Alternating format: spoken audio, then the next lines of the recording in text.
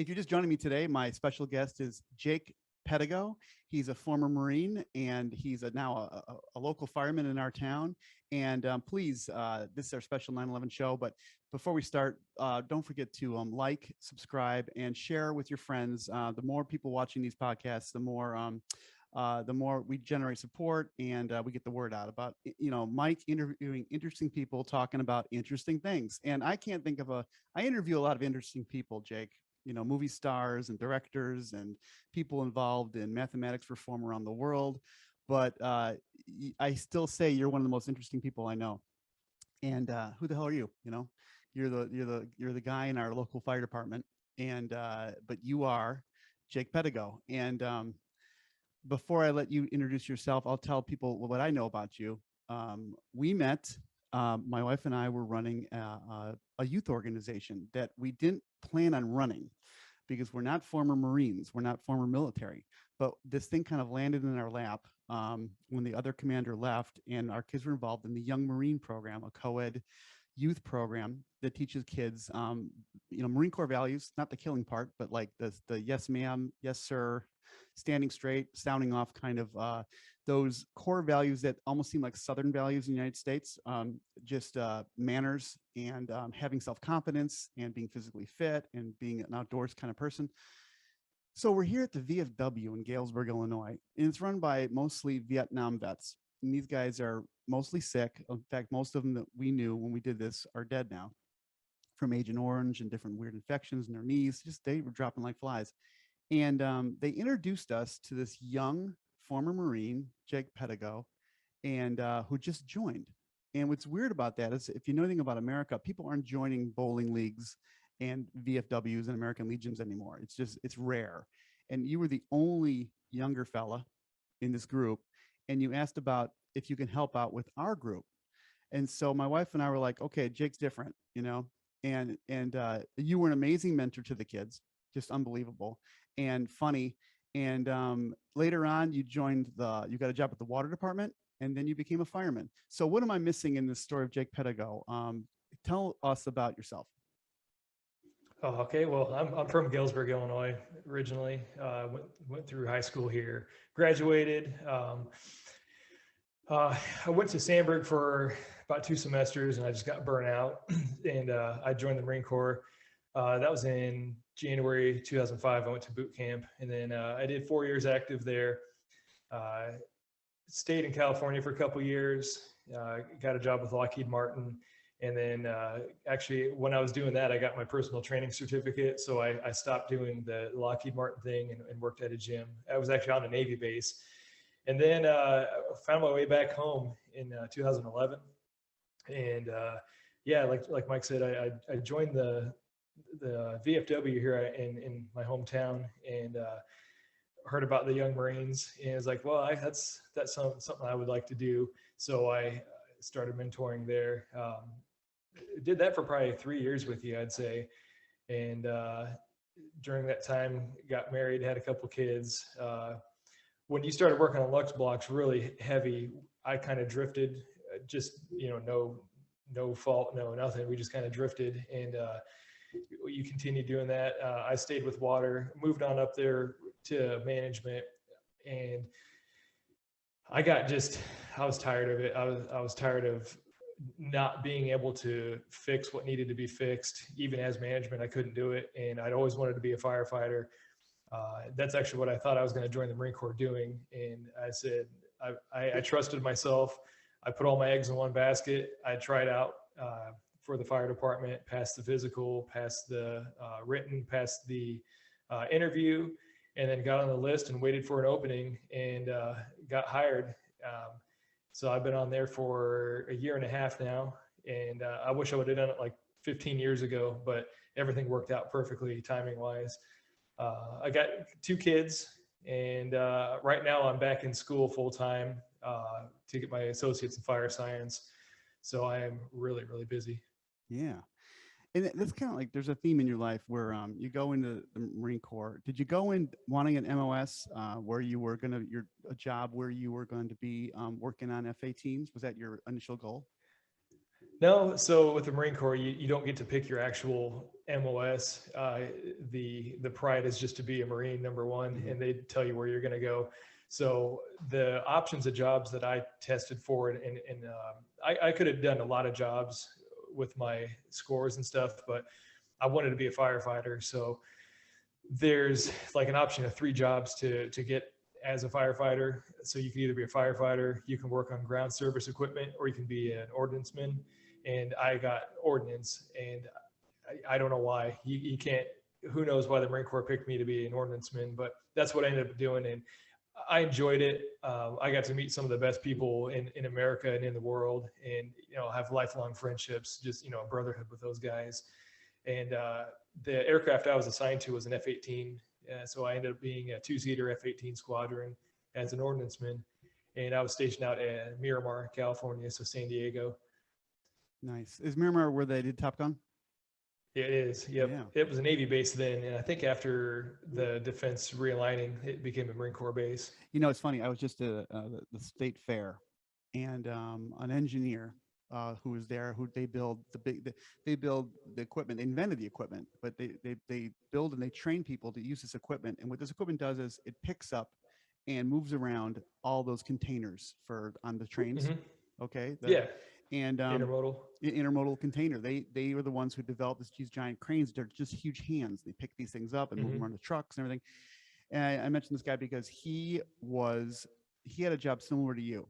He worked off the F-14s at Miramar when they were filming Top Gun. And he was actually in the movie. There's a scene of him in the movie helping a guy, and he talked to me about what that was like, and all those scenes with the volleyball players and the volleyball courts and the baseball players and the baseball. None of that stuff was there. All the infrastructure was put in by the movie company and left. So if you were playing volleyball, that court was courtesy of whatever film studio made that movie. So that was kind of interesting. I didn't know about that. Yeah, I didn't know that. Huh. But so you were basically ordnanceman meant you were basically putting little missiles and loading machine gun rounds onto these jets, right? Yeah. So in the Marine Corps, they pride themselves on doing more with less. So our MOS, we did what I think maybe 3 rates would do in the Navy on the same aircraft. So we would do the fire control tests, the electronics on the aircraft. We would do the maintenance on the bomb racks and missile launchers, stuff like that. And then we would also load the ordnance and download it if it came back. And we would arm and safe the jets. So we were the last guys to touch the jet before they would leave. So basically, if anything goes wrong, you had your hands on it. Yeah. When you became a safety observer and quality assurance, and they call them CDIs, collateral duty inspector, your name is on there. And if something goes wrong and it gets traced back to you, it's your name on it. Yeah. So it was definitely a lot of responsibility. And, I was 21 when I, was a quality assurance safety observer and collateral duty inspector. And I mean, I worked hard and got those credentials, but I'm not the type that I can follow orders, but I like being in charge of myself. So that's kind of a theme with me. I've always done that. I mean, I think I'm a good follower for good leaders, but I'm very ornery and challenge authority. Well, I went to school with a bunch of Marines when I was studying engineering in Arizona, and a lot of my roommates were Marines, and they're fresh out of boot camp, fresh out of Pensacola. But they were going to a program where they could, if they finished school, they would go into an officer training, right? If they didn't, they'd end up being, just grunts. They would stay as non-commit. So so they were pretty much fresh out of camp, right? Out of boot camp. And when I met you, I was like, you seem different than a lot of the Marines I'd met before. You seemed a little bit more self-actualized, aware, not barking like a dog like some of these guys do. And you just seemed capable. Like I was like, and nothing to denigrate Marines because I love Marines. These guys were all great, but a lot of them they went in the Marine Corps because this is way before the Iraq War. This is back in the 1980s. They went in because it was a job, and they didn't have the same reasons for why they went in. But you and me too, to some degree, were kind of influenced by events, right? So you were what, 14 or 15 when 9/11 happened? Yeah, I was 15. I was a sophomore in high So, school. did that do anything to draw you into the idea of maybe choosing the military as an option? Yeah, I think it always kind of been in the back of my head. Hmm. I have two uncles that were in the army on my mom's side, and my grandfather and my dad's side. He was in World War II. Very different types of people and experiences in the military there, but it was something always in the back of my head. I don't know. You just kind of see that pride. That's how I always associated it with my uncles. They were in the first Gulf War. Uh, one was in the he was in Saudi Arabia. I think the other one was just in at the same time, but I think he was in Korea or somewhere, or Germany maybe. Um, and I don't know. It's just like one of those things it's kind of associated ever since you're a little kid. And it's funny because I think I always knew I wanted to be a firefighter when I was a kid too, Hmm. but I don't know if I just didn't know I had the capability of doing it as a kid. I never had it as a goal. I remember when I was probably high school is when I realized I personally realized self-actualized that I needed discipline, because like if at the time if I had somebody telling me I needed to do it, I would do it. But if not, I was just like, eh. Like I found my report cards semi recently from high school, and I looked back, as an adult looking back, and I'm like, you moron. Like every class that I liked, I'd get A's. The classes I didn't like, I got like a D. And all of the comments from the teachers were, pleasure to have in class, needs to apply himself on those classes, or I think it was a distraction too. I think I was a distraction, but I just entertained myself. Yeah. So, like a lot of guys who join the military, you were looking for maybe a way to have an outer person or institution kind of put on you a kind of structure, essentially. Yeah, and I never was in sports. I was in band in high school, and I was in every band that we had, basically, like wind symphony, marching, pep, jazz, all those things. And I really loved the team aspect of it and the collaboration of it. And I knew that I wanted that. I never played sports, any formal sports in high school or school. So I did individual stuff, like starting senior year. I got into weightlifting, and I was actually good at it. And um, I knew that I wanted the camaraderie, basically, of being something with something bigger. And as an 18-year-old, I I could have been in any branch, but I knew I wanted to be in the Marine Corps just because I knew it was going to be the hardest. I wanted to challenge myself the most, and I wanted to be around the same type of people that realized that it's the hardest and wanted to be there.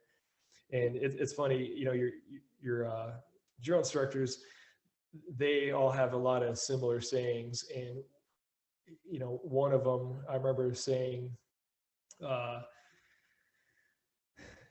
I remember they asked us why we joined. This was during the Crucible, so a 54-hour event where you sleep like 2 hours, and I think it was 54 miles of marching, and it sucks, but everyone does it. And I remember him asking us why we wanted to be there, and I remember saying myself out loud that I wanted to be part of something bigger. And I think there's quite a few guys that said that, something to that effect too. Did they ever offer any kind of reaction to the responses they were getting from the question, the drill instructors? I can't remember, not particularly. Mhm. I just remember my feet hurt really bad at the time. Well, yeah. And so that's interesting because there's been a lot of studies done about people in the military and warriors in war. And they interviewed a bunch of Hmm. Germans after World War II, and I think the researchers thought that they wanted to find out, like, why were these guys Nazis? And what they found out was Hmm. these guys weren't Nazis. The Wehrmacht German soldiers weren't Yep. ideological, and the No. reason why they were killing Americans and fighting and Russians too was because of Yeah. the soldier next to them. It Yep. came down to fraternity and the Hmm. love of your Esprit de corps. esprit de corps, and that's something Hmm. that maybe people in the military understand a lot less. Hmm. That warrior cult. So, what surprised you the most about your experiences in the Marines? Did things turn out differently than you thought, or was it exactly the way you thought? Like, what were some of your biggest takeaways or surprises? Okay. Um, I don't know. One of the biggest things that I look back on is, we worked hard, we played hard together. We formed those brotherhoods, and I'm so lucky that I was in the unit I was with the guys I was with at the time I was with. And I think it's probably happens to most people, but just the type of guys that were from all over the U.S. I mean, we had a lot of guys from Texas. There were a lot from California, all around the U.S. And we just came together. What was the other part of that? Anything about being a Marine that you didn't expect, that's kind of surprised you? Oh, okay. That you would like to tell people, like, the Marines aren't like you think. They kind of do this kind of thing, yeah. or things that let you down, or actually made you more impressed. Well, and I was in a different aspect too, being in the air wing. Right. You have a different type of personality, some different types of abilities. And that's not to denigrate anybody else in any other part of the Marine Corps, but just the bean counters at the guys that look at the ABSVAB and determine all the scores, and like the HR type stuff that goes on probably at the Pentagon to get the right type of personalities and the right type of job. There's a lot of guys that in my unit and in my shop, the ordnance shop, have gone on to do really crazy things. Like there's a mechanical engineer who is an infantry grunt right now. He was one of my boots once I was a corporal, and I had a new guy. He told me he wanted to go to the Naval Academy, and he did. He went to the Naval Academy. Not only that, but he got his engineering degree while there, and he became an infantry officer. One of my best friends, who we started as enemies because we were so similar, like we just butted heads. We met up in Pensacola for A school. We went to C school together. We went to the same unit together, and we ended up being roommates. And for probably like a year, I've never hated anybody, but that was about as close to it. And he hated me too. And then all of a sudden we were working night crew together, and we just realized, like, he was super into history, and I love history. And we were doing some menial task at like 2 a.m. out on the flight line. And we just started talking about some random aspect of like World War II or something. And we just started opening up, and we ended up being really good friends.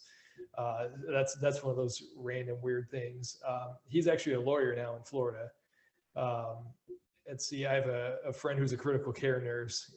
It's really interesting just to see the types of careers a lot of us have gone on to after the Marine Corps. There's another guy who's a firefighter. It's really amazing. It is amazing. And I know a lot of people who are, it's funny because you run across people in life, and you're like, at the state fair, the guy who ran the whole pavilion for STEAM education, for STEAM, which is science, technology, education, or engineering, art, and math.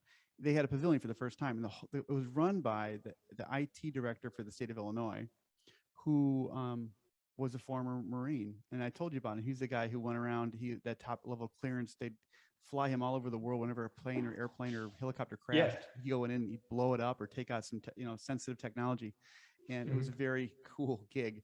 But I remember what that acronym was. Remember before we were talking, it's TRAP. Tactical Recovery of Aircraft and Personnel. Yeah, that was his job. And so he was a technical guy, and he's now doing IT for the state of Illinois, for the police department, the state police, for any organization that needs IT help. His crews go in and do it.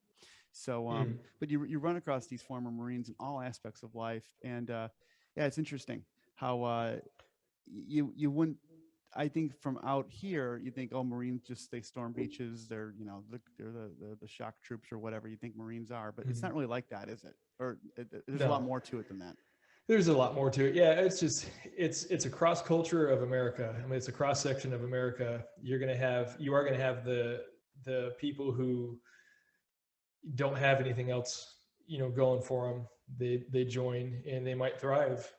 You have people who are affluent background join, and they might not thrive. You just don't know.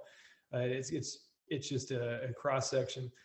I think they say it's 1% of America has been in the armed forces, but then that's an even smaller amount that goes into the Marine Corps. It's one of the smaller branches besides, I think, the Coast Guard. So you have an even smaller cross section. So I remember something else that I didn't think would kind of happen.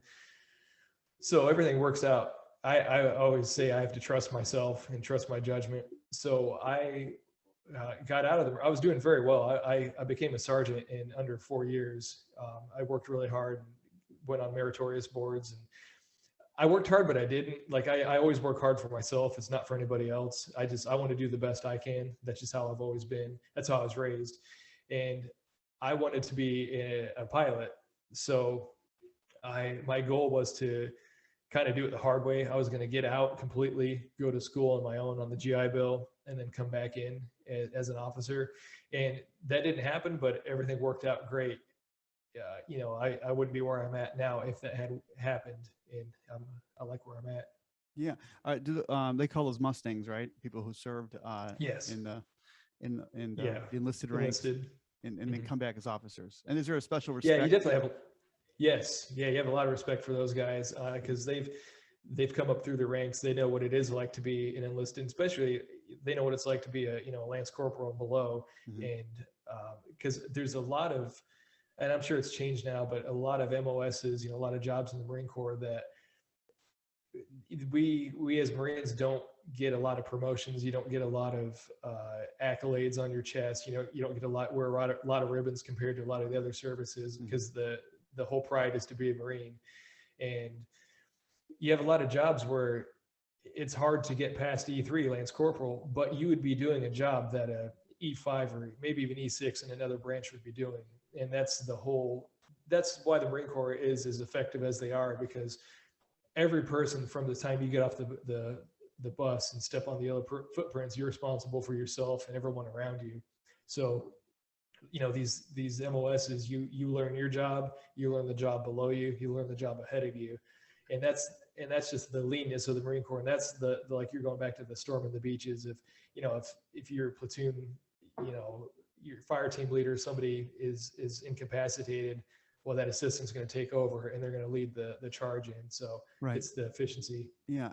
What I learned about the Marine Corps was interesting was, and I don't know how it's different in the Army or the other services, but this idea that every Marine is a rifleman, is an infantryman, right? And a good one. Like you have to go through and become basically, they basically turn you into, everyone's the same thing in the beginning, right? It's the same training, and it's pretty rigorous.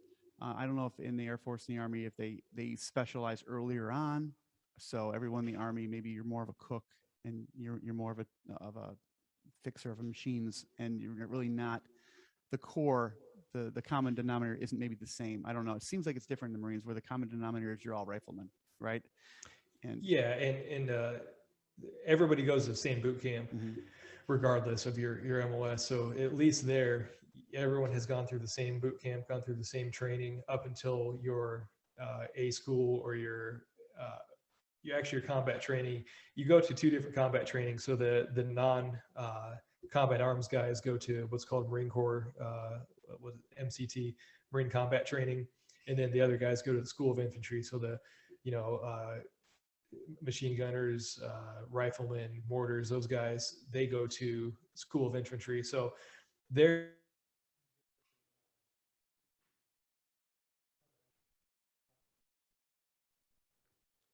Hold on a second. Your sound cut out. Let's check here. Okay, now it came back. Oh, okay, there you go. Okay. So the Marine Combat Training, that's for the guys who aren't combat arms, and School of Infantry is for the guys that are mortarmen, machine gunners, that type of thing. So their training is a lot more focused on that. So they become, their tacticians are a lot, it's a lot more focused on that. Whereas Marine Combat Training is the general, it's more an ad hoc rifleman. They say every Marine's a rifleman. So everyone learns to shoot the same way. They qualify on the same ranges, the same distances, but it would be a little denigrating. I could see if you to a rifleman who that's their job is to be an infantryman, to say that every Marine's a rifleman. Yeah, they are, but not every Marine is a true infantrymen like those guys are, but everyone is capable of being an ad hoc uh, infantry augmentee, I guess you could say. And that's the same thing with the officers too, which is really interesting because, excuse me, with the so I dealt with a lot of higher ranking officers just because pretty much nobody was below a captain that was flying the F-18. They had to go through so much training, so many years, that they became, when they actually get to the fleet, they're at least a first lieutenant, and not even for long they'll pick up captain really soon after that. So every one of these officers is also able to lead as an infantry officer, which is really interesting. And my favorite commanding officer ever, he came from the recon side. He was actually a recon Marine, a recon officer, and he was the most relaxed. He was one of the best leaders I've ever had. And you always put other leaders or bosses. I mean, that's obviously different, bosses and leaders, but I hold them so much to higher account because of such great leaders that I had in the Marine Corps. One of my best friends, Josh Quigley, he was my boss from the time I got to the unit till the time he left. And I still compare all leaders to him, to that CO that I was talking about. That was the recon officer.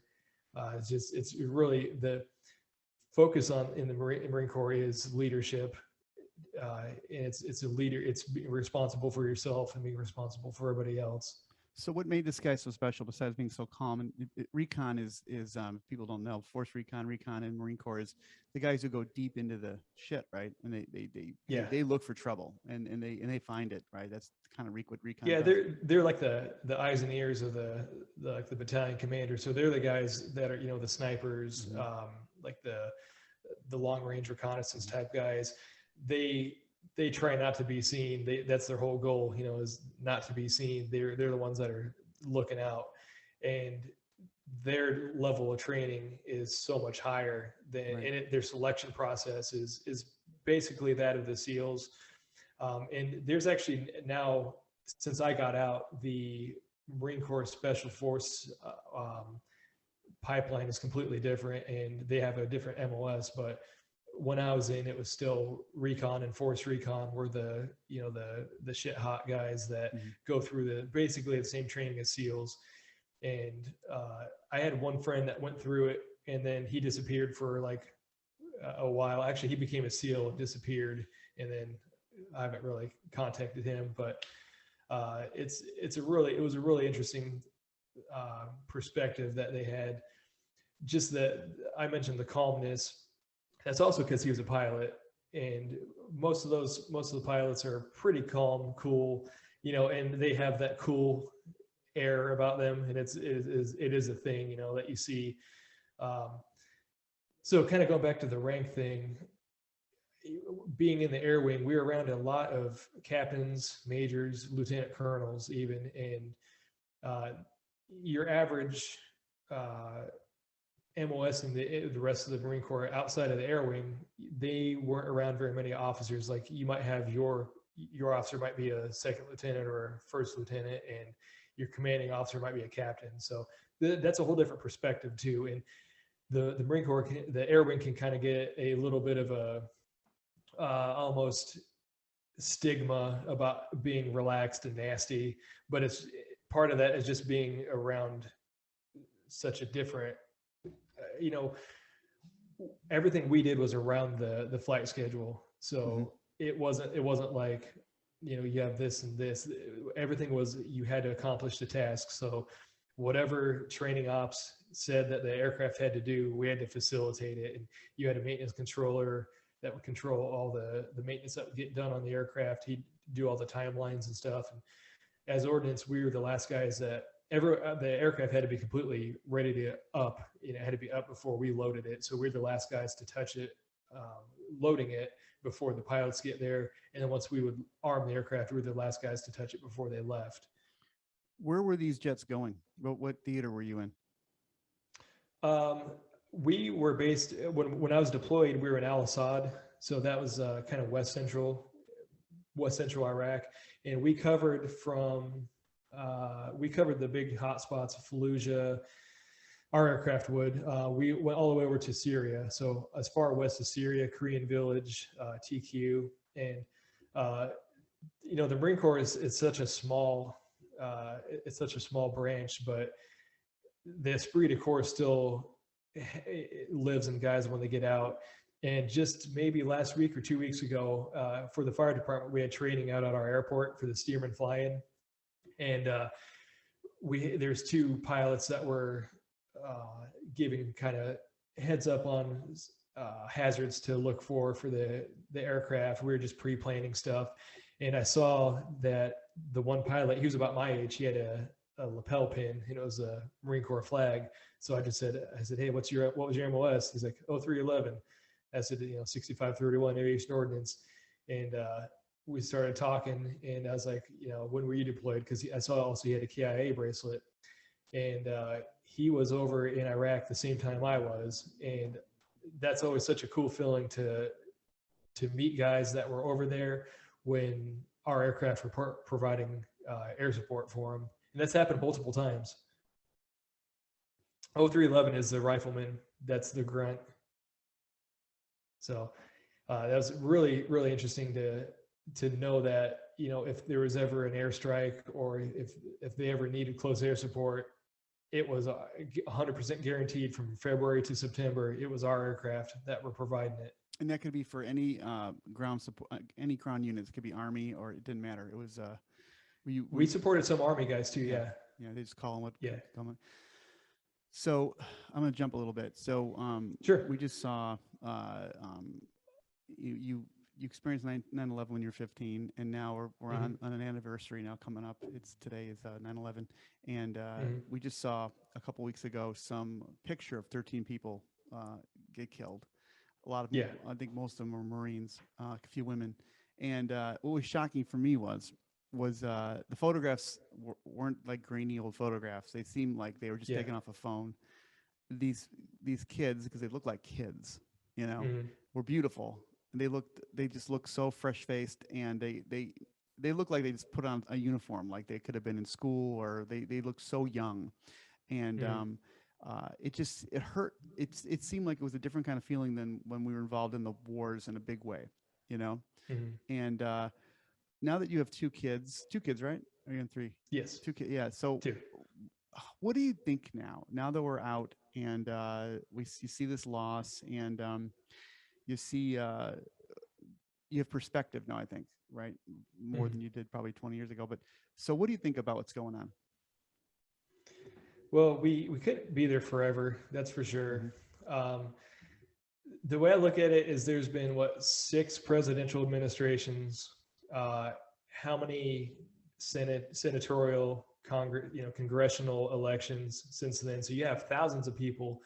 You have the top generals that they should bear the responsibility from what happened from the time, was it October 2001, the U.S. went in, until the time we completely pulled out. So that's on them, and a lot of that is, hands are tied to the generals who, shit rolls downhill. They're not going to be able to effectively fight the war by having their hands tied. And obviously there's that delicate balance of accomplishing the missions. Number one, knowing what missions you need. I mean, that's critical. You're not going to be successful if you don't know what type of mission you need overall. What is the objective? What's the main objective? Why did it take 20 years? Did the objectives change? They can't effectively do what they need to do and have their guys on the ground do what they need to do unless they have the consensus of what needs to go on. But what happened, a few weeks ago is 100% on the current administration of what's going on. And there's just there's no way you can say it's not, because tactically just about everything that could have gone wrong went wrong. From falling back to that one area. And what gets me is that they won't even say how many Americans are still over there and stranded. And you know, um, Yeah, and there was a report just use, came out that said that it's possible that someone who works in the crew that fires these, that has these Raptors, has these drones, that there was mhm. actually eyes on the target, that they had this guy dialed in that had the bomb, and they asked to take him out, and there was a denial of permission to do that. Now, Yeah, the, I can see that. yeah, they said that these guys don't talk, so if they're talking, something's real, but who knows? Mhm. But if that's the case, that and the rationale they said was because they were in negotiations with the Taliban. They didn't want to step on any toes or Mhm. make them seem like we were less than sincere by blowing up their terrorist. So Yeah, hopefully that's not true, because that does right. that's a hard one to spin, isn't it?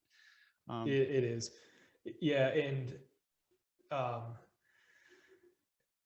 just it's interesting, tactically what happened. Everything went wrong. Um, you're allowing, you're hoping that the Taliban has the good graces to let these people come out, and even entertaining that idea, you've already lost.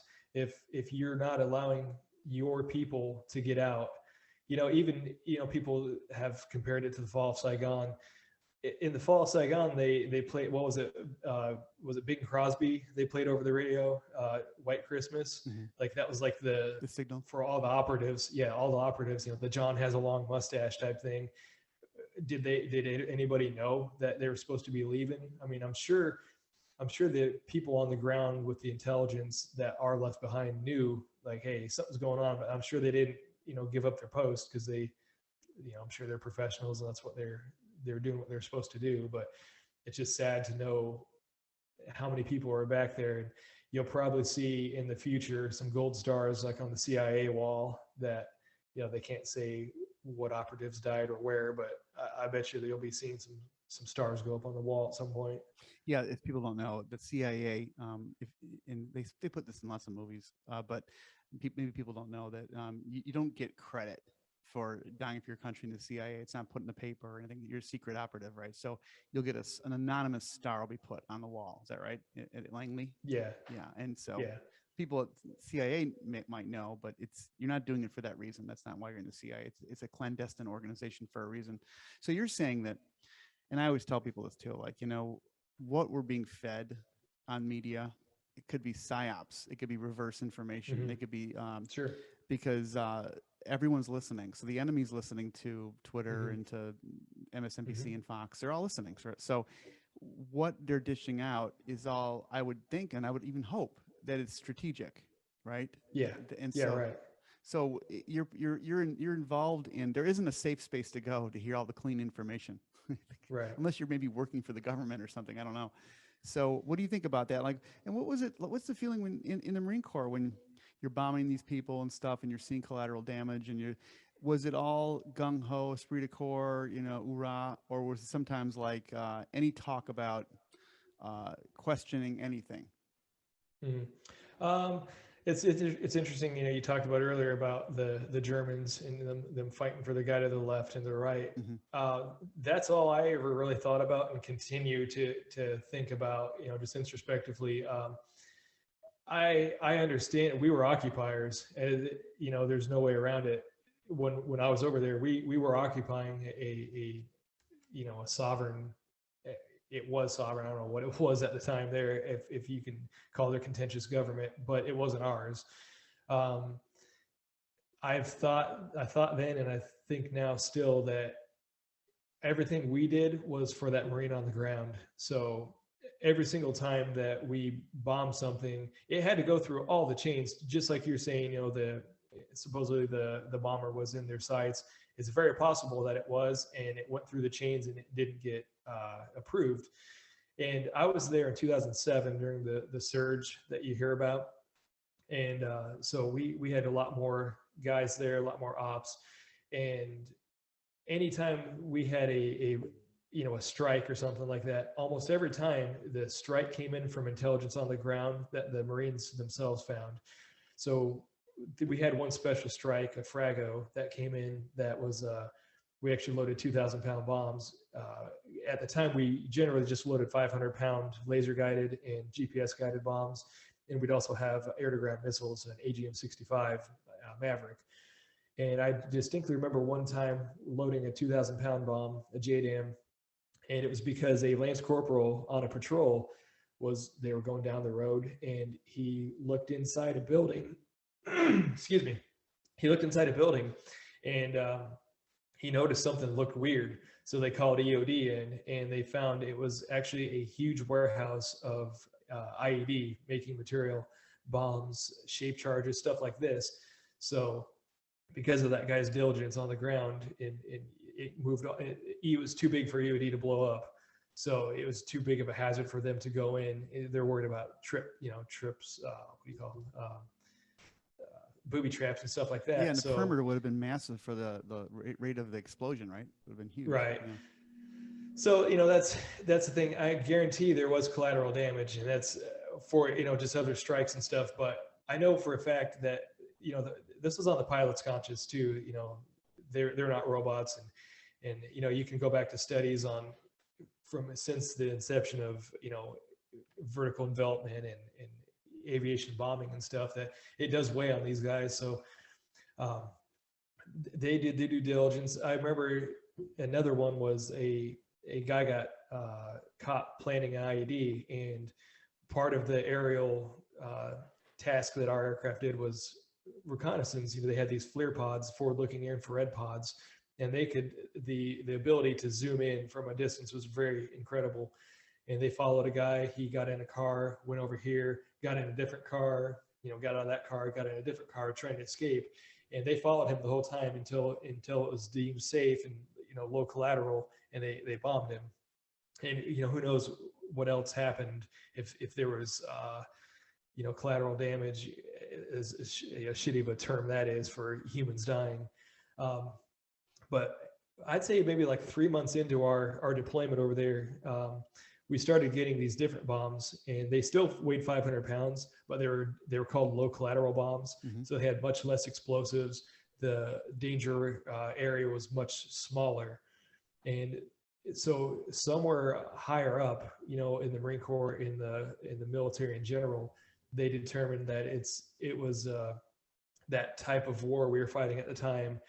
We were more cognizant of the collateral damage, and so we started loading these lower collateral damage bombs. Oh, that's interesting. So, yeah. Chuck Yeager talked about he flew a Mustang in World War II, and mm-hmm. They put cameras on the planes for pretty much the sole reason of making sure that the U.S. pilots weren't just shooting the rounds over a forest and not getting in fights. Mm-hmm. Right? They're basically, it was insurance policy that they're doing their job. And he said after the war that what makes me not a war what do you call him, a war criminal, is that I was on the winning side. Yeah, that's very true. He was if they saw a locomotive, they had to take it out. They could have civilians on it. It didn't matter. Yep. They had to take it out. So he said he decimated lots of civilians, and so. Yeah, he just had a very, very not cynical, but what would be the right word for that? Realistic view, or yeah, and that's very true. It's just like the winners write history. Yeah, that's very, very true. Yeah. So so you guys just had your notes to the grindstone, and you're thinking about just get through this thing, and you're not thinking about world diplomacy and the risk board so much. You're worried about the guy on the ground, and you want to make sure that the other thing too with our job, if you dropped a bomb and it didn't explode, well, that's a potential IED that an ingenious, crafty, we'd call him insurgent, they'd call him freedom fighter. We would do the same thing if that was here. Take that bomb and use it. So the reality of doing your job correctly was on your mind too.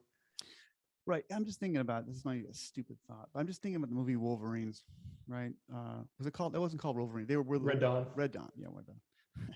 But in a sense, like if the British troops go into Massachusetts or any of the Redcoats, or if we go into Vietnam or Laos, or if or if the Russians go in Afghanistan, you're always making a bunch of Wolverines, aren't you?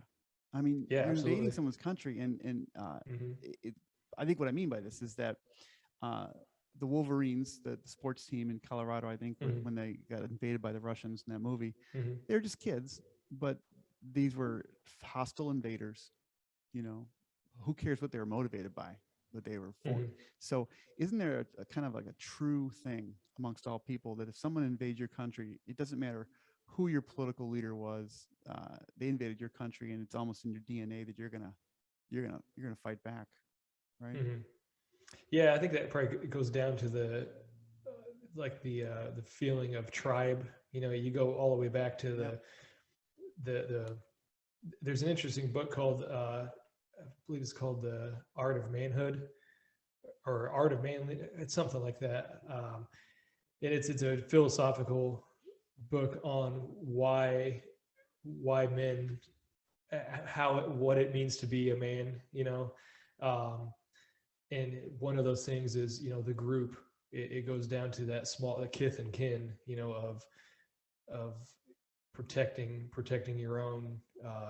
The outside of your circle is unknown and it's danger, and I don't think humans have ever gotten rid of that. And you can try to mask it, but it's still, it's inherent in people, I believe. In So it doesn't matter, like you're saying, who that general leader is. If somebody is threatening you, there's that instinctual, that's not who we want. Yeah, and in Afghanistan, uh, they had that in spades because there really wasn't an Afghanistan. There was a No. bunch of tribes, right? Yep. And So it's still that way. it's still that way. And it's been that way for Hmm. millennia. So Hmm. how do you deprogram that? I mean, how do you, for better or for worse, like how do you What? get around that or convince them to not be that way when, like you said, their circle is very small and there's lots of, and these circles Oh. don't all gel with each other. They don't see themselves as Hmm. Afghanistans or Afghanis, right? I'd ask why. Why do we need to? Why would you I need mean, to? that's, yeah. Yeah. Well, there was a lot of weird things. I interviewed an Army captain, Steve Yaffe, and he said that oftentimes a captain or a major would call on a strike and it'd be called off because that was going to destroy an opium crop. Hmm. You know, not opium, but Hmm. the Yeah. flowers, like what do they Yeah. call it? Poppies. Poppy crop. Hmm. So how would that make them feel? Like, why are we here? Are we here to protect the drug dealers? Oh no, they're our Hmm. allies, right now. Right. So Yeah. it's just crazy stuff. And Hmm. like you said, most people would say that's above my pay grade. I can't think about that. I think about my men right now. So Hmm. but you never want to think, growing up in America, and I have a lot of European friends now because of the job I do. I talk with people all over Hmm. the world, and they look at us with cross eyes, and I've always considered myself to be pretty patriotic, but I never wanted to be a jingo, Yeah. and feel as though I'm an idiot about it either. So, Hmm. and of course, Americans tend to always go back to their go-to is World War II because that was the beautiful war where things seemed to be very black and white, but they weren't necessarily. My dad fought in World War Hmm. II, and he fought in the Pacific Theater, and Hmm. luckily he was a dad who would talk about it. Yeah. And That's rare yeah, it is rare. for that generation. Yeah, Very rare. yeah. I have a particularly weird situation. So my dad was born in 1919, and I'm only 56, so I'm a very Yeah. young, old. I'm an old Hmm. Gen Xer, a really young baby boomer, and he told me everything, and he just said that he was just it broke his heart. He'd open up a wallet of the dead Japanese and see the kids come out, the little Hmm. pictures of their kids. Hmm. He'd see the faces kicked in of the Japanese dead soldiers by he called them hillbillies, the Americans who were looking for Hmm. gold teeth. Hmm. And he just said war is just an awful, awful thing. He just Hmm. it broke his heart more than anything else, and he had no hatred at all for the Japanese, especially for the Hmm. guys on the ground. He just and he had a lot of enmity towards Franklin Roosevelt. He thought that there was trickery involved, even though he couldn't prove it. He just thought that they were Hmm. being led into a foreign adventure that was not their business. And not that he was Hmm. pro fascist or anything, but he was one Yeah. of those soldiers that a dog face who just basically did. They all joined. I mean, back then they all joined, right? You had to. Or you Hmm. committed suicide. They couldn't join, right? That was the Hmm. time they were in. So he was a complicated guy, my dad, and he never really trusted politicians after that. Hmm. Never didn't like any of the wars. Thought the Iraq War was a Bush revenge thing, Mhm. he didn't trust anybody. So and I wasn't that way. I kind of like said, well, there's good reasons, because there's terrorism. But now we look back Mhm. and say, well, to what level are we being played? Do you think we're being played? Right. Is there Oh an, yeah, is of there is course. there I mean, Yeah. was Eisenhower right? Is there an military industrial complex that's making trillions of dollars of profit off of propaganda? I mean, to what degree are Of we being course. played, and to what degree is it righteous? Yeah, that's the $1 trillion question, isn't it? Yeah, really, trillion, Um, exactly. Truly, there's no doubt with what you said. Both things are true. There's just empirically, there's no doubt. When you look at contracts that are landed for either of these wars, Afghanistan and Iraq, the support roles that these companies get, there's no way it's not for profit also. And then at the same time, to a degree, there's the patriotic, if you will, the just, what what needs to be done. Are you truly helping people? Yeah, I'm sure there are a lot of people that were helped with both of these wars. People getting opportunities that they never would before. And then philosophically, you have to look at what who's it to say that their previous way of life was better, or the Americanized life that we try to give them is better. I don't know. I remember when we were with this young Marine group, and we one of our jobs was to teach Marine Corps history, and Yeah. that was fun, wasn't it? And Yes, it's a lot of fun. yeah, and a lot of it was the kids in our group some of them were really smart. They went on to do great things, engineers, and some became Definitely. Marines. Yep. But they were all pretty inquisitive kids, and I was inquisitive because I wasn't a Marine, so I was like, Mhm. am I reading this right? So basically, like for instance, the Marines in the Banana Wars, we were kind of an extension of the Dole Pineapple Company. Yes. Yeah, the fruit wars. Yeah, Yeah, Smedley Butler. Yeah, he Smedley, wrote War is a Racket, and yeah, he said something like, for the last 40 years I've been the muscle for basically fascism. You know, the Dole. He didn't. I don't think he specifically said Dole Fruit Company, but he basically did. yeah, That he was the muscle, and there was a group of American politicians, I believe, that wanted Smedley Butler to lead a coup and overthrow the U.S. government with the Marines, and he obviously, that didn't happen, so he obviously said no. But they wanted him to lead an actual coup to put in the people who were in charge of like the Dole companies and stuff like that, in charge of the government. Well, it kind of happened, didn't it? It didn't happen right then, but over the years it's happened. The true movers and shakers. It's a lot of it is corporate interest, and I'm very much a libertarian, but there's nothing free about the way that happens. The backroom deals and stuff like that. There's always an ulterior motive, it seems, yeah. for And anything going on. you'd like to hope that there's a way to be vigilant, and Mm-hmm. that things are that there are some things within your power. And I tend to lean a little libertarian too. I'm a freedom lover kind of guy. And Mm-hmm. in Catholic teachings, Catholic social teaching, there's a thing called subsidiarity, where all human systems are best run, if possible, at the local, smallest Mm-hmm. possible level. That Yes, definitely. all things, not just the Mm-hmm. government, but the church, but it's medical care, Sure. and that Mm-hmm. that includes democracy. That Mm-hmm. whatever could be voted on by the small group of people that affects them, they should vote on it, right? And Mm-hmm. then I think it was, yeah, go ahead. Plato. I think Plato said, it was either Plato or Socrates, because they're basically the same guy, right? Mhm. I believe he said that in the Republic, I think he said that the most ideal size city, because they had city states, was 30,000 people, because that allowed everyone's voice to be heard, Mhm. in a direct vote.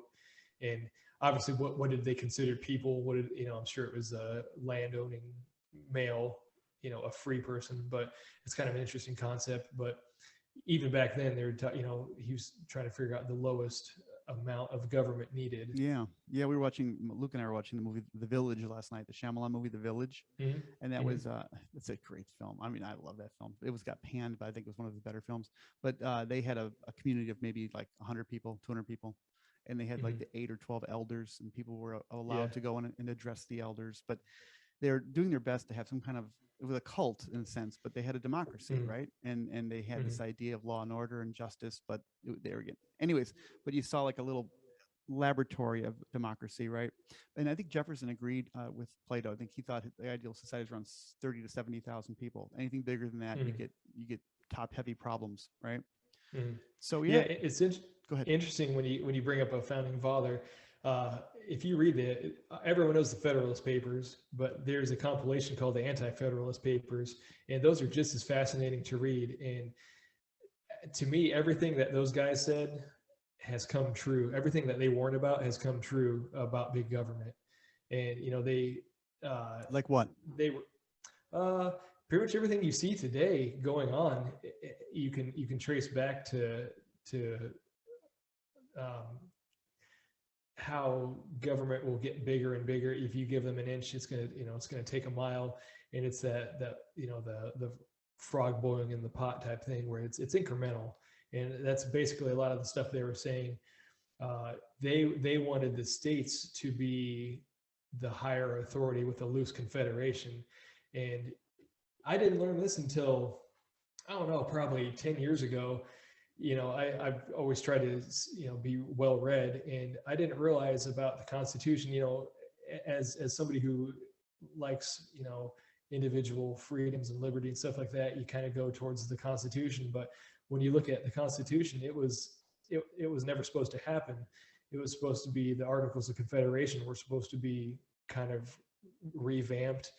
Yeah. And then the Constitutional Convention happened with no authority, and this was placed into fruition. So basically right then and there, the Federalists won, excuse me, by having a centralized federal government.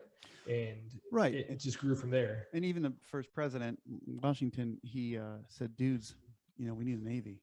They're like, no, like we need a Navy. Like we're getting our ships are getting burned, and there's still Britain out there. And so it was hard for me even to muster the money to build the Constitution, the USS Constitution, to build at least a frigate that could like defend smoke. But then you had who was it under? Where they Tripoli, the shores of Tripoli. Yeah, letters of Marquis. That was Jefferson. Jeffersonian democracy became a little bit more about foreign excursions, and we got to stop the Barbary pirates, who are basically like, we're still fighting that war. Where basically they're Arabs, who part of what Arab businessmen do is they try to get the higher ground in any kind of negotiation. So all people are possible hostages. That's business 101 in that part of the world. And it's not that they necessarily will rape the white Christian woman, but it's just like, basically it's bakshi. You want to go? Well, you come from rich country. I want money or a boat or something. Give me something, right? So we wanted none of that. We wanted them to play by the rules of whatever, and so we were going to go to war with the Arab world, right? And so thus starts kind the of whole interesting thing. Yeah, an interesting thing of that era was the idea of letters of marque, where you could kind of deputize a group, and a legal pirate in our sense of the legal system. Obviously, to the enemy, whoever the enemy is, they're not going to be a what do you want to say, like a true military force that should be honored. But again, like you go back to the it doesn't matter if you're the winner. They're like what we call mercs today, right? Yeah, and it's interesting. If you go back to, we're talking about Afghanistan, Ron Paul back in the day, he's instead of a military intervention, he suggested issuing letters of marque to get rid of Al Qaeda and the people who planned 9/11, and he was laughed at, like he was legitimately laughed at. And now when you look, the lens of time looking back, it's like, yeah, that's probably correct. Well, where's the money? Where's the money in that? Where's the money? There you go. There's no money in that. Huh? It's just you're just paying for the money that would have been laid out for that would have just had the effect of killing the enemy. But it where's the profit? Where's the profit? And it's that it only makes sense, right? And especially since if your enemy is surrounded by people who are only there because they're paying them, and the equation Hmm. is just about money. Then, Yeah. and that's the brilliance of the Chinese. People are like, oh, the Chinese are going to go and they're going to brutalize the Afghanistans. No, they're not. They're going to go there and they're going to build mosques and stadiums and schools for boys and anything they want so they can go dig up lithium over there. Because that's what the Hmm. Chinese do. They go into Africa and build soccer stadiums, right? Yes. Yeah. They've been in Africa for a long. That's They just own something. Africa. They own Africa and they People. own South Yeah. America for the most part. Yeah. It's pretty interesting. That's also the long term. They play the long game. Absolutely always have. Yeah, we Yep. play the short game because there's Hmm. money to be made, and it's not. Yeah, and there's also an election every 2 to 4 years, and they want to keep the power. Yeah, do you think there's going to be a point in time where or is it too late for the electorate to get smart enough to just have an influence? I mean, are there politicians we can trust? Like, there's this guy, who's the guy in Texas with the eye patch? Oh, yeah, I mean, Who? Do you remember his name? I can't remember his name. I know. Yeah, well, you get these. Crenshaw. Yeah, Crenshaw, for instance. Like, here's a war veteran, lost his eye. He's been on Saturday Night Live. He's got kind of popular credibility. Maybe to me, to me though, the military thing, it doesn't mean anything. It's I don't want any special treatment. I don't view myself as special for that. No, I know. I'm not saying that, but do you think? No, but you're talking about your general electorate. There will be a huge demographic that'll be, well, he was a SEAL. I don't know what he was, a SEAL or whatever. Yeah. And they'll have credence to his views just because of that. But that's just part of the politics game. It is a game, and yeah, you want men, unlike women. I think men are like obsessed with seeing everything as a problem that needs to be fixed, right? And women are more like they negotiate with each other, they talk to each other, they have a different way of dealing with it. I don't think it's a better or worse way, just a different way. But I think it's frustrating for guys, like, well, why can't we just fix this? And it seems like a problem is obvious, but the fix isn't so obvious. And you don't want to think you live in a country that's the bad guy, right? And what makes it easier is we see a lot of countries around the world that look just like bad guys that are pretty bad. So that makes us feel a little bit better, but you don't want to have that either, where you're like, I'm just the less of the bad guys, right? So now that you're in the project of raising kids of your own, and you were a mentor for a group that we were involved with, one of the reasons why we did Young Marines was we wanted to instill values, right? And some of the values were just basically like manners and respect. If you see a judge or an officer, police officer, you say sir, or your honor. There's like ways to address. And I think that we thought that was important for civilization, that children should understand that they do have a pecking order of place, right? But they also do it. They have a future where they'll be the leader and they'll run the place. So what's your feeling about authority? Like, kids will say, well, we're the bad, kids might be learning now that they're reading their Howard Zinn history that America's been a bad guy forever, right? And they're learning a kind of idea that you could look through a screen and see America as the bad guy and the indigenous peoples of the world, the oppressed, right? So how do you look at a kid with a straight face and say, actually, kiddo, there is a way that you could be critical of your country, but at the same time, here are some values and here's some good reasons to have them. What's your answer to that? Well, I think it kind of goes back to like you're talking about with the lowest level possible. You can teach your kids how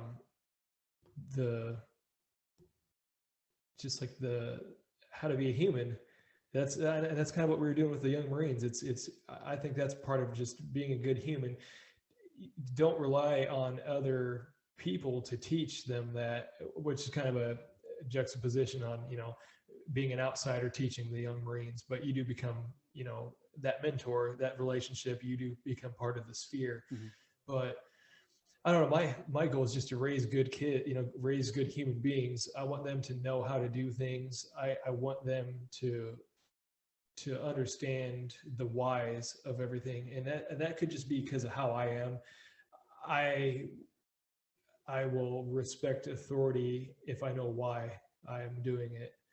And I think that's kind of the hard thing to do, is to raise a kid that will, obey, but still question why. And a lot of people might see the why as a disrespect, but that's how I learned too. Personally, I learned by understanding the whys of things, not just, show me something. I want to know, well, what created that, or why is it at this point in the chain? We had that. I don't know if you remember this, but there was a woman in our group, a young lady, and she was brilliant. And her name was Maria. And one time you were saying something to the group. We were up by Lake Story, beautiful lake, a beautiful day, and she had a mind of her own, and she was a very well-meaning young woman. But we were trying to teach the kids about knowing their place and knowing how to address adults. And you had said something, a little factoid or something, and she said, actually, blah blah blah blah blah. And young Marines, when they're in uniform, they're not supposed to do that. You want to explain that? Like, there's nuance about manners. Tell me how you interpreted that situation. Oh, I don't specifically remember that exact instance, but I mean, just knowing her at the time, Yeah. I understood it. Like, I understood why she did that. I mean, I didn't get any disrespect from it, but like you're saying, at a time and a place. So, do you remember? I don't remember what the outcome of that little particular thing was. Yeah, and I remember saying to her, I'm like, I don't think that you meant any disrespect by telling an adult, actually, but I became really, for some time there, I was pretty hypersensitive. Like, I don't think you should even say to an adult, you should use the pronoun you. Like, I think there's a problem with that, with like saying you to an adult if you're a kid. There's like, it's odd. I just think that there's certain ways to address adults. I think the French have a better idea of the tu vous system, where there should be a you for an adult. And so anyways, but I was super sensitive. So I said, in the future, if an adult says something to a group of other kids, and they're the adult, they're the lead, to say actually, to openly contradict them or to offer a counter idea, you have to negotiate that, because you're putting yourself at their level as a peer, and you're not a peer. I know it seems unfair that we're saying you're less. It's not that you're less, but you're not a peer. You're not the same. It's actually showing them respect. It's showing them a kind of a reverence, in a sense. And it's not to denigrate you. Anyways, it was complicated. She was a really well-intentioned young lady. So I didn't, but it seemed like an issue. And that's a treasure of beautiful situations, because we had young Marines, but in normal situations with normal kids, there's like no respect. There's no ground rules for how kids should behave with adults anymore. It seems like there's very few ground rules. So how do you do that? I mean, we live in Illinois, which is like the North, kind of, where I think it's Southern to still say, yes, ma'am, yes, sir, right? But the country kids all seem to have it. So what's your idea, sense about kids having manners and how to address adults? Well, it's probably just the generalized. It goes a long way. I mean, that's your whole life. Just a little respect goes a long way. Going with the respect thing, I was talking to my brother one time about just our experiences in job. My brother's a paramedic and firefighter, so we see everybody. There's not a single group that we don't see on emergency calls. And we were talking about respect and how a lot of people who might not have a lot monetarily or possession wise, somebody who might be more downtrodden, the one thing they can have is respect. And it's very interesting when you come at it from that perspective of that's their currency in a lot of very specific social circles. Is their currency is respect. When you're talking about, like, quote, gangsters or whatever, that's their currency. And so to know how to address people and know where they're coming from, it goes a long way. So I'm not saying everybody's going to have that situation where you're going to meet a whole bunch of different people, but that baseline of respect as a give and a take, if you start that way, you're going to set the manner of your interaction, and you can't go wrong by starting with respect. From where you go from there, sure, but you're starting with that even playing field. And I think if kids would understand that from the get-go, And they have their own social constructs and concepts that they learn amongst themselves. But yeah, if you can instill that early, that respect, I think that'll go a long way. Thank you for answering that question, because that's always, to me, that was a perennial question of respect and how kids should act towards adults. But one thing I want to ask you about is you seem to be a very curious guy, and you teach yourself things all the time. Now you've really embraced gardening, Yeah. and preparing food, and it seems like it's what Americans should do is get hobbies, have a life besides living in a political sphere of the internet. Yes. And tell me about your current gardening projects, because I'm always fascinated by Sure. what you're up to. Yeah, and you're just the guy to talk to about that kind of stuff. Just for you're so creative. I always enjoy doing that. So I kind of call what I have a micro homestead, or like a micro garden, I guess. But I lean more towards homestead. So right now I have 17 laying hens. They'll be laying pretty soon. I got them this year. I raised them from day olds, and I have 25 meat birds that'll be processed probably by the end of the month. Gardening wise, I like to do like square foot type gardening, really intensive, close space gardening, kind of pushing like the parameters of what gardening. Do you do the raised beds? Raised beds? I do have some raised beds, and then I do like companion gardening. So as plants have evolved over time, as humans have changed how plants are, they like to be around. They like to be around certain plants. Certain groups do, and certain ones don't. And I like to experiment with that. Trying, if I'm going to plant tomatoes, and plant basil next to it to see, how it'll grow, and then plant a control too with no basil around it, see what the difference is.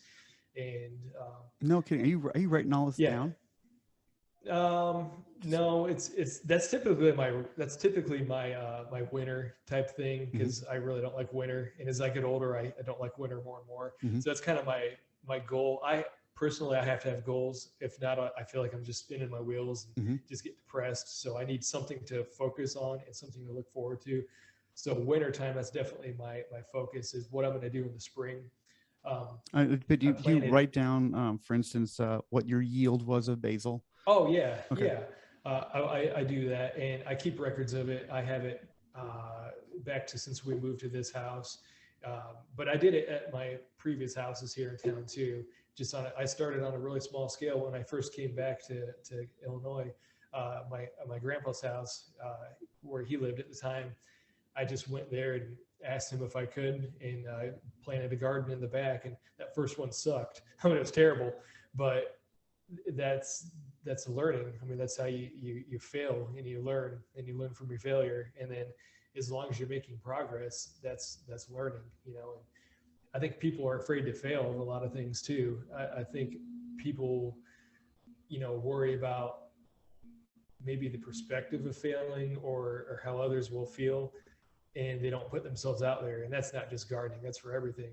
And I learned quickly, and the Marine Corps helped me with this, was just go out there and do it. I mean, I don't care what people think of me. I don't care if I say a wrong answer and I look like a fool. That's not on me to care about. That's their perspective if you say a wrong answer or something like that. And as long as you keep on learning from it, I think that's where it's at. Yeah, I've had this nagging. It's weird. I've had this nagging desire to have animals again, like terrariums with lizards and crayfish. You're not crayfish, but like hermit crabs. Like cool. These are like childhood obsessions that been percolating up lately. Like, why can't I just get a terrarium? Why can't I have a hermit crab? Maybe I should, Yeah. But there's something about the Renaissance man in all of us, right? That I think we mostly suppress as we become adults, right? But I think we look up to people who go for it and have, push the gardening to the limit, or go get into stained glass cutting and make stained glass. It's so interesting to see when people become actualized in later on in life. But your gardening is like this obsession you have is interesting. So how many acres are you working on? Probably half, Half an probably acre. half an acre total. So Yeah. Um, and that's tiny. that's very small, and that's why I do it so intensively too. But I don't know if I would enjoy. I mean, I'd probably like to have more land because animals have to have a certain amount of land. But I've learned a lot from. I mean, I'm new Luddite. I don't like a lot of fancy technology and stuff, but one thing that's awesome about the internet is the proliferation of interesting different ideas. And there's people that I've found on like YouTube and on the internet that I never would have had there not been an internet. And one of those guys is Joel Salatin.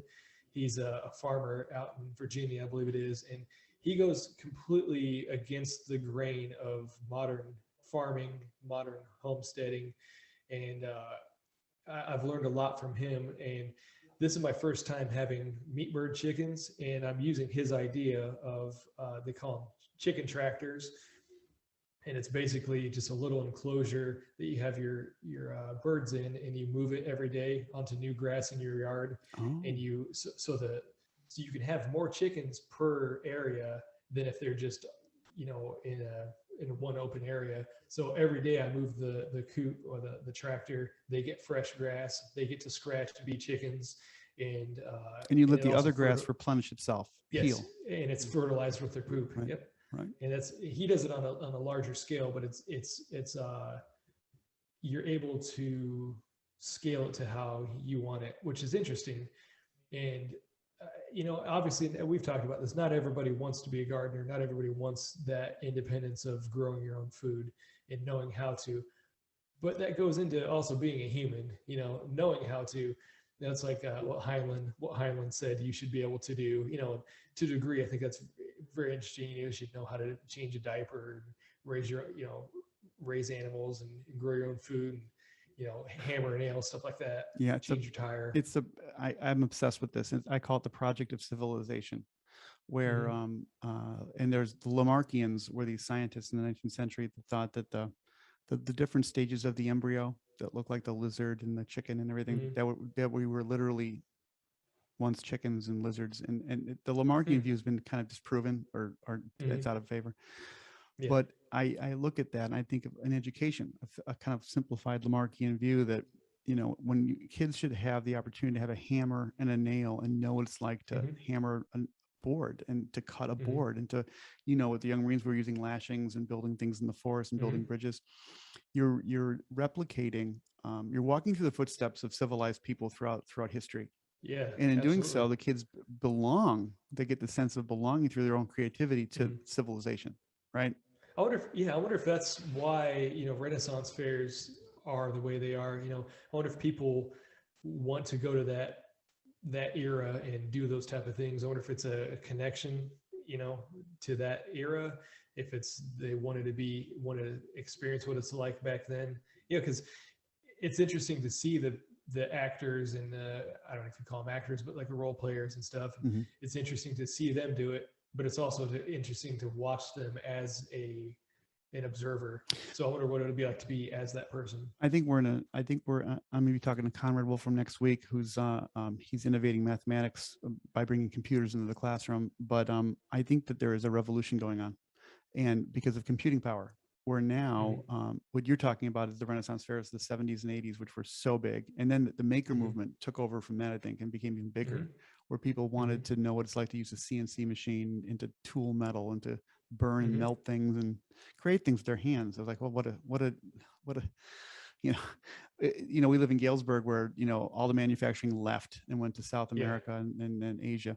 So, but we used to be makers. So, but my point about computers kind of being a savior in a way is you can go out there and find these innovative farming, gardening techniques, right? And so there's a revolution in that, where we can get the greatest lectures ever told in just a click away on our phone. Oh yeah, unbelievable. That's amazing. But scenario learning, gamification of learning, where my son said, "You mean like the Kobayashi Maru?" I'm like, "Yeah." like the fucking Kobayashi Maru, like Kirk being in that scenario environment where the bridge was Mhm. basically a war theater, right? And he was being tested. Mhm. I said, like Yeah. the Kobayashi Maru, where you Mhm. basically put kids in these virtual scenarios where they're Mhm. homesteaders in the 1600s Yeah. in Massachusetts, right? Uh-huh. And like, And that's, yeah.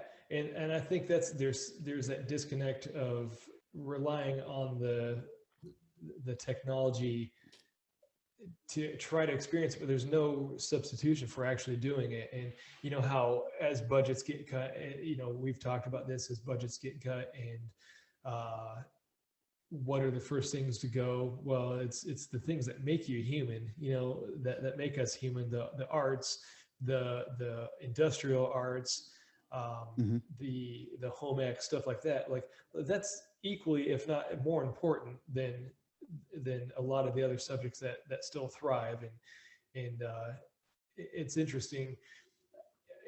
This goes into the, you know, who should do this. Well, I think it's the parents' responsibility to teach, you know, the kids how to be humans, but that's not applicable to every kid in every situation. So if we do have school that's mandatory, why would we not be able to teach our kids how to be humans? You know, you know, have a home ec where they garden, learn how to sew, you know, that as focus that so that it's as an important of a, they place as much of important as like algebra, which I never thought I would use, but my job at the water plant, I used extreme uh, extreme amounts of algebra, which I never thought I would have in high school. And I learned, I kind of had to teach myself how to do it again, but I learned how to do it because I was actually doing it and I was seeing what would happen. It wasn't some theoretical plot on a point where I'm solving for X. I can actually see the amount of chemicals going through in the water flow and the size of pipe and stuff like that. Like, well, this is algebra. This makes sense, you know. And going to the scenario based, like if I would have known that in high school when I was, you know, learning algebra, I would have actually learned it and probably appreciated it. Right. Yeah, exactly. And I wasn't trying to say that we should have the scenario virtual learning with the headsets and everything, and Oh, yeah, with no, but not have them sew with a needle and thread in kindergarten, first, second, third grade. Like yeah, they should use their hands all the time. Of course, I believe that. yeah, But yeah, that just us saying the human project or being a human. hmm, When I was a kid, I got the Time Life books about the Renaissance, and I saw PBS shows about Leonardo da Vinci and Michelangelo and Bruno Shelley, hmm, and I was like, and they kept talking about the stature of the human mind, the humanity, and it was all about human and humanism. Like hmm, that was where humanism was born, right? The Middle Ages and hmm, Renaissance. yeah, So this idea that a focus on our humanity, on the arts and the sciences, and it hmm, seems like we're almost in a, even though I think humanity is winning, humanitarianism is winning, there is a big political force out there that's anti-human, where they see hmm, us as a kind of virus. Like humanity is like the hmm, plague of the planet, that we do nothing but hmm, bad things to the environment, that we're just a hmm, scourge. And you shouldn't, you should really balance that with, hmm, with sense of perspective, because all this technology we make could be used for good or ill. It's benign, right? So exactly. kids should learn about just that we're tool makers and the tools are benign and there's morals Hmm. too, right? Sure. Yeah, absolutely. Yeah, there's any tool or technology. Yeah, it's only as good as how it's being used. Mm-hmm. That's the idiocy of blaming an object for anything. Well, it's an object. It doesn't have a will. It doesn't care. You know, that's interesting. Yeah, and but I think maybe part of our programming is to always debate how schools should be run. It seems like Hmm, we all recognize as humans that it's something really important about schools, even if they hmm, exist or not. We debate about that, and parenting. hmm, We debate about parenting because it's obviously important. Kids don't raise themselves. They take, and kids are a long term project, aren't they? They don't, absolutely. they're not done at 5. So No. Yeah, continually developing at, yeah, different stages, and going back to the smallest amount of governance possible. You know, maybe this could work in a certain area. Maybe it's not applicable to, you know, somebody in New York City, but to a degree it is. but I shouldn't force what's going on in New York City, versus what's going on here, just because my idea of, getting kids out in a garden or whatever. Well, if that's what the local school board says for them, then sure. But as long as they know about the ideas of and the benefits of it. Yeah, but we can have real-time telemetry of anywhere on the planet we want to. We could have drones that can go and see anything we want anytime we want. That's the technology we have. So if we want to see, if a kid lives in New York City, right? But it's possible that they can have a remote area in upstate New York, right? That's a farm, and they have a bunny, and they have a crop of corn, and they have this and that, and it's there, and they might only get to go up there once a month or something, right? But they can see it growing. They can see it could be theirs, and that's just one example. But we can see real time all over the world whenever we want to, if we really put our mind to it. So kids can have these kind of, and kids are already living on their phone anyways. So they can see their friend learning ballet. They can see what's going on in the Arctic. They can see things as they're happening. And pretty soon we'll be under the water in the ocean. So I see that in the future, we're going to be living a virtual life, kind of omnipresent anywhere we want to. It's going to be, I think it's a beautiful thing in a way, because we're not going to be so parochial and locked into our neighborhood. Yeah, I was a little concerned with my son. He's the oldest. He's drawn to the tablet. We have I think it's like an Amazon tablet. But it's interesting though, because to see everything he's learning on it, you see the positives of it. Yeah, there's something that draws him, his nature, it draws him to that. But if, as the adult, as the parent, to control what he is experiencing on there, it's amazing to see what he is learning and how fast he is learning compared to, even when I was, how old? I'm 35. So 30 years ago in kindergarten, how we learned, the pace we learned at, and the modality of what we learned. And these aren't going anywhere. Technology is not going anywhere, but more advanced. Probably. So that's one of those things you just have to embrace and kind of know it's not going anywhere. How can you harness it for that good and, make it a positive? Yeah. Well, we think over here at Lux Blocks that the future is gamification of education. We just think that that's going to be, that's the thing, where you could basically, the game industry has really figured out how to engage kids in a huge way. I mean, if you were able to put a brain scan, and nobody needs to even see the results. If you just said, imagine if there's a brain scan on a kid from the time before they go to school, in school, after school, they get to their room, they turn on PlayStation. When is the spike in engagement? Yeah, when they're playing. It's just everyone says, yeah, when you turn on the PlayStation, when you turn on the Xbox, right? More than anything else. Why is that? Yeah, I don't know. Is it I guess there could be a couple of things. It could be the gratification. There's got to be some sort of gratification center that's being rewarded. But it's also got to be that curiosity of, no matter what game you play, as a kid or as an adult, there's some sort of quest, there's some sort of goal to meet, there's some sort of accomplishment. And then there's that reward center of that accomplishment, whether it's beating a certain level or a boss or whatever. Or nowadays with the games that have like the open worlds, it's probably the curiosity of exploring the world too. Yeah, those sandbox worlds are amazing, and it's only going to get more interesting, and especially when they go to VR and they're completely immersed in these worlds. It'll be matrixy, where they're building more in the virtual world, and you can see this being a nightmare kind of scenario. But I'm seeing a lot of positives that could come out of that. Especially if we take a little bit of control over steering the scenarios to adapt to, like, having educational goals, like, like working in the water department, you had to figure out the rates of chemicals in the water, and you had to use a little bit of algebra, and it was applicable to that scenario. It wasn't just learning quadratic formulas because the teacher says it's good for you. Exactly. Yeah, exactly. Yeah. And I'm definitely I'm a visual learner. And actually seeing what was going on, it made sense. There's a formula to figure out flow through a venturi. A next down gets bigger, and the pressure differences between the two of them. Is that Bernoulli's equation? Yeah, I believe it's Bernoulli's principle. Mm-hmm. When you look, excuse me, um, when you just look at the equation as it is before, it looks scary. Like, oh man, here's like square roots and exponents and parentheses. Excuse me.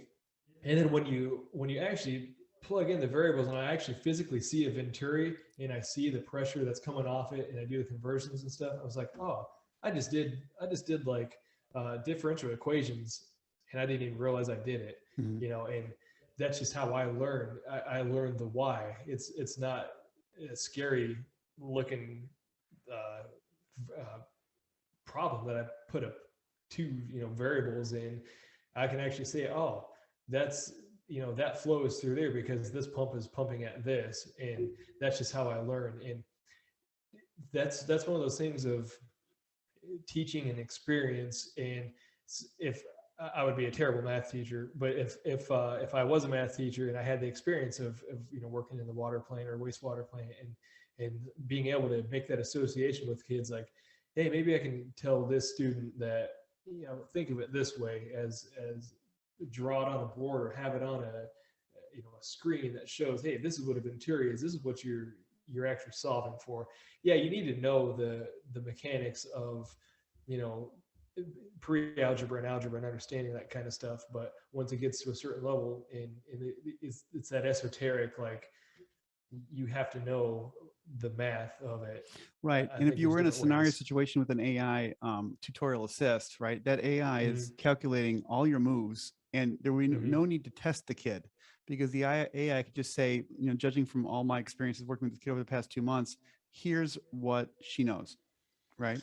Yeah, I've had experience with that to a degree. I don't know if it's AI or what it is, but for my EMT license, I got it's called the national certification, and it's an adaptive test. Mm-hmm. And you take the test and you can't go back. So you can only work on your problem, and you can work on the next one. You can't go back to reference anything like you can in other tests. And all of a sudden the test just shuts off. Mm-hmm. So you don't know if you passed or not. And there's a minimum number of test questions, like 70, or it could be up to like 150 or something like that. And supposedly the learning can know, like the test knows what you're getting wrong, what you know. So it will be the hardest test possible for you every single time. Mm-hmm. It'll know your strengths and know your weaknesses and prod them. So that's interesting. Is this a test or is this a test prep? No, it's a test. Yeah, it's a lot of states don't have their own EMT paramedic tests, so they use a national certification. Right. So you're studying now to get your 2-year degree in fire science? Yeah, cool. Associates. Yeah, I already have an associate's that I got when I lived out in California. So I only have to take a certain amount of fire classes to get another associate's, and it's actually a lot of fun. But I'm a dork and I like learning. You are the coolest kind of a dork, and like I said, Heather and I were always attracted to you because you seem like the local Renaissance guy. You pick up a guitar, you go jump into music. There's nothing you don't seem to jump into, and you're like the most well-read guy I know. And you read history, but then you like feel like you seem to have a sense that you're living in history, and you want to be a participant in the project. It seems like. And you're not just some kind of, like most of us are like consumers. We're just, going, you're more activated than that. It seems like. I never really thought of that. Like, yeah, that's true. You're on Thinking with Mike. So that's my job, is I'm thinking about you. Mm-hmm. Yeah. I really enjoy philosophy and the whys of everything, and the whys. Why do we think this way? Why did people in the past think that way? The similarities and differences of people. And it's funny how similar people are, even in different cultures. There's still people are people. I think that's one reason why I think whenever it was that I learned that people are people, and it definitely was when I was in the Marine Corps. That I was never intimidated by any person or any personality or anything like that. It's like, we're all just people, Yeah. I agree, and I think that's a civilizing part of the project. Is, can you imagine if during the last 20 years when we're fighting Afghanistan, all these places, if kids were exposed to children from other countries talking about their life, like, "Hi, Mm-hmm. I'm Kashi, and I live in Afghanistan. And this is my mom and Mm-hmm. dad, and this is our house. This is where we live. I have a goat, you know." And we Mm-hmm. start, kids are exposed to other kids, right, and Mm-hmm. their struggles and stuff, and I think that would humanize our children, and Mm-hmm. they may not be in a hurry when they're teenagers and in their 20s and 30s to jump into a war with strangers, because Mm-hmm. to not know a stranger is kind of the hallmark of a civilized person, right? Mm-hmm. To know that they're all human, Mm-hmm. and Yeah. Yeah, it's interesting you say that about kids because kids naturally aren't going to have that preconception of anybody. mhm, Once they're influenced by peers and parents and others, they'll start to, and they'll obviously form their own. But yeah, just purely kids playing together, say like 3 or 4 year olds. That's really interesting to watch, mhm. because they don't have any enemies. They have nothing but friends. They see each other just as equals, peers, somebody to play with. It's really fun to Yeah, watch. in Europe they have the Erasmus program where kids can go on anywhere in Europe and study, right? Hmm. And I was talking to my another guest of mine about that, about it's Philippe Longchamp from Sweden's Teacher of the Year, how there should be, and he did a year at sea where he was on a ship, and they Wow. in this class went all over the world on a ship. I said there should be an armada Hmm. of these ships. It's like Voyage of the Mimi. Yeah, there should be I don't know what Voyage of the Mimi is. Oh, I remember in like maybe fourth grade, it was a program I think on PBS, and it was basically that. It was this group of people that were on the Mimi, the sailing ship, and Hmm. it was an educational, informative type show, and it was scripted, but you learned about all kinds of different stuff. I need to look that back up as an adult and Right. rewatch it. Well, I think there's a virtue in just connecting. I think that Mm-hmm. the idea of synergy, the behavior of whole systems that can't be predicted by the sum of their parts, right? The idea that the Mm-hmm. more we connect our children and our schools to schools around the world, and our Mm-hmm. societies, the more emergent good things will happen, because I think people wanted to do that forever. I mean, think about pen pals from way Mhm. back in the Yeah, day. exactly. It's been an idea for a long time. Yeah, now with the technology, like you're saying now, you could actually talk live to that kid that's in Austria or South America somewhere, right here in the Midwest, and have that partner classroom somewhere. Yeah. And I think it's going to make war obsolete, because if you have these little drones, like there's a new phone now that's coming out, and the phone actually has a little mini drone that comes out of it and flies, right? hmm, And wow. that'll be ubiquitous pretty soon. Everyone's gonna have little mini drones, right? And so if there's some bad guys doing something to you, and you could immediately broadcast it to the whole world with those little satellites that Elon Musk has got up there now, but we're all real time everywhere all the time. It'll be like powers will be embarrassed. Like, everyone knows what you're doing. There's no more secrets. You just can't do that. We're all gonna, the kids are going nuts because they see their friends getting slaughtered. What I'm saying? Like, there's no Mhm. more clandestine shit going on with the advent of this technology. It's going to get really hard to have secret wars and do bad things. I think even sexual predators. I was talking to Catherine Kendall last week about that, about Harvey Weinstein. People Mhm. are going to have little drones and little microscopic microphones and cameras on them. You're not going to be able to get away with anything. Mhm. It seems to me, it seems like that's the way it's going. Yes, to a degree, but I could see where you have people that want to see that stuff too. You're always going to have the right now it's TikTok. Hmm. You're gonna have the people that want to see all that bad stuff. And uh, Yeah. Yeah, I see what you're saying. So it goes, basically, you're seeing what I'm saying as a violation of privacy. not necessarily that. I'm seeing it more as somebody wants to be TikTok famous. So if you're saying that somebody's being a bully and they don't want that aired out, but on the other hand, there's going to be people that want to see that bully and Yeah, doing that's what a they're good doing. point. So there's gonna be Because pure interest in kind of yes, unsavory things. yeah, yeah. And I kind of, one of my philosophies is that individual are good. You know, they're fine. One-on-one, just about anybody, one-on-one with a person, people get past those differences. You can just talk to somebody. But people, one person with people, it's a different story. When you get people together, it gets it's more about the group than the individual. And you know what is like the Milgram experiment, stuff like that. Yeah, where I agree. the herd consensus. Yeah, they do. I'm just thinking in terms of journalism, though. It seems like journalism has kind of gone south for a while, but now you have kids can go to a stream. They can see that there's mercury in the water with a sensor, like Star Trek kind of thing, and they could just broadcast, say, I'm in the stream. There's the factory, and there's this much mercury in the water, right? And you don't need someone from the Atlantic to do an article about it. Yeah, and that's what I'm saying is like there's this kind of democratization of journalism where anybody can be a journalist. I like that perspective of it. Yeah, that's very true. That's kind of a shining example of what can happen positively. Yeah. And things like me talking to you. Yeah. Well, Jake, have a happy 9/11 weekend, sir. Thank you. You too. And come back after you're the captain of the fire department, which will probably be next year. I'll come back though.